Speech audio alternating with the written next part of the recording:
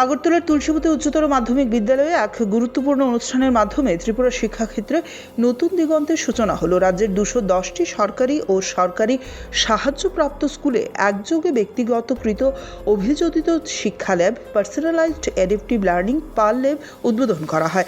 আধুনিক প্রযুক্তি নির্ভর এই উদ্যোগের লক্ষ্য শিক্ষার্থীদের শেখার সক্ষমতা বৃদ্ধি করা এবং তাদের ব্যক্তিগত চাহিদা অনুযায়ী শিক্ষার সুযোগ সৃষ্টি করা। অনুষ্ঠানে পাল ল্যাবের আনুষ্ঠানিক উদ্বোধন করেন রাজ্যের মুখ্যমন্ত্রী ডক্টর মানিক সাহা। উদ্বোধনী ভাষণে মুখ্যমন্ত্রী বলেন, বর্তমান যুগে প্রযুক্তি নির্ভর শিক্ষা ব্যবস্থা ছাড়া শিক্ষার মান উন্নয়ন সম্ভব নয়। পাল ল্যাবের মাধ্যমে শিক্ষার্থীরা নিজেদের শেখার গতি ও দক্ষতা অনুযায়ী পাঠ গ্রহণের সুযোগ পাবে, যা ভবিষ্যতে তাদের প্রতিযোগিতামূলক পরীক্ষায় ও বাস্তব জীবনে আরও দক্ষ করে তুলবে। এই বিশেষ অনুষ্ঠানে উপস্থিত ছিলেন শিক্ষা দপ্তরের সচিব মিলিন্দ ধরম রামটেক, মাধ্যমিক শিক্ষা অধিকর্তা এনসি শর্মা, প্রাথমিক শিক্ষা অধিকর্তা রাজীব দত্ত, অধিকর্তা এল দারুং সহ শিক্ষা দপ্তরের একাধিক ঊর্ধ্বতন আধিকারিক ও শিক্ষক শিক্ষিকারা। তাদের উপস্থিতি অনুষ্ঠানের গুরুত্ব আরও বাড়িয়ে তোলে।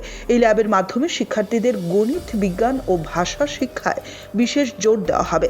এই ল্যাবগুলিতে আধুনিক সফটওয়্যার ও ডিজিটাল কন্টেন্ট ব্যবহার করে শিক্ষার্থীদের দুর্বলতা চিহ্নিত করা হবে এবং সেই অনুযায়ী পাঠ পরিকল্পনা তৈরি করা হবে।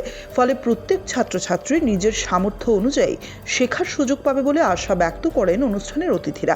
এই উদ্যোগ রাজ্যের শিক্ষা ব্যবস্থাকে আরও অন্তর্ভুক্তিমূলক ও কার্যকর করে তুলবে। প্রযুক্তির সহায়তায় শিক্ষার গুণগত মান বাড়ানোর ক্ষেত্রে পাল ল্যাব এক গুরুত্বপূর্ণ ভূমিকা নেবে বলে আশা করা হচ্ছে। বাইরে আসতে হবে। এখন মুখস্থ একজন যদি এখন একটা গান এখন শিখতে হবে, সেখানে তো মুখস্থ করতে হবে গানটা, কিন্তু গানের মিনিংটা বুঝতে গেলে বুঝে সেটাকে যদি আমি মুখস্থ করি তাহলে কিন্তু এই গানটা সবসময় মনে থাকবে।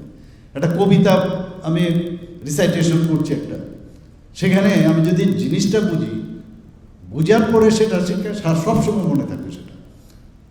তো এই যে মুখস্থ বিদ্যার যে শৃঙ্খল, তার থেকে মুক্তি পাওয়ার জন্য এখন পার্সোনালাইজড অ্যাডাপ্টিভ লার্নিং সেটা শুরু হয়েছে।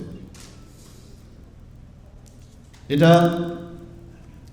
শুধু তাই নয় যে রিয়েল টাইমে তার রেজাল্ট দেবে, যে আমার কতক্ষণের মধ্যে আমার রেজাল্ট, এবং তার বিশ্লেষণও এর মধ্যে হয় এবং ইমিডিয়েটলি তার পার্ট করে প্রতিটা জায়গায় তার বিশ্লেষণ করার শক্তি এটার মধ্যে আছে।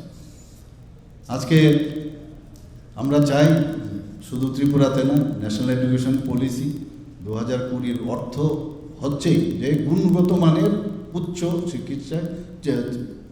শিক্ষায় যেন আমরা শিক্ষিত হই। আমরা কথা বলি শিক্ষা ছাড়া কিন্তু কোনো কাজ হবে না। মাননীয় প্রধানমন্ত্রী যে বারবার বলছেন যে আগামী দিন ওইসব লোকের হাতেই এই রাজ্য বা এই দেশ বা এই পৃথিবী থাকবে যার কাছে যত বেশি নলেজ থাকবে তার কাছে। আমরা কিন্তু অল্প জেনেই নিজেকে ভাবি আমি বহু কিছু জানি, আমরা কিছুই জানি না। আর জীবনের শেষ প্রান্তে এসেও যদি পড়াশোনা আমরা করি, একটু জাস্ট ইমাজিন যে ব্যক্তি আর কিছুক্ষণ বাদেই মারা যাবে, সেও কিন্তু সে দেখেই হোক, সে চিন্তা করে হোক, সে কিন্তু শিখছে। মানে শেখার কিন্তু শেষ নেই, প্রতি মুহূর্তে শেখার।